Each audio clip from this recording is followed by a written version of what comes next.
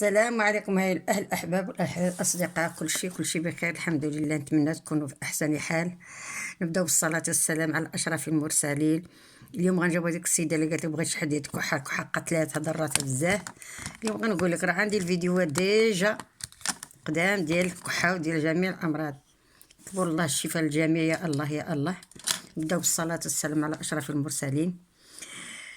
اللي عندها الكحة شادة فيها بزاف، العلاجات كثيرة بالأعشاب الطبيعية.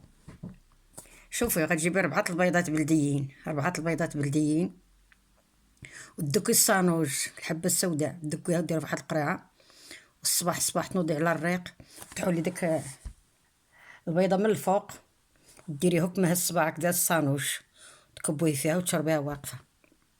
البيض البلدي سمعيني.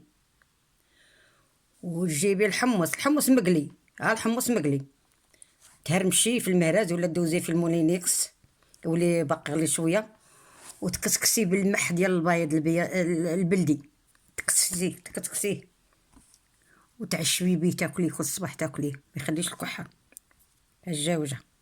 الثالثه الدروه ديال الجمل، يعني الشحمه ديال الدروه ديال الجمال، تجيبيها تذوبيها، وتجيبي الفول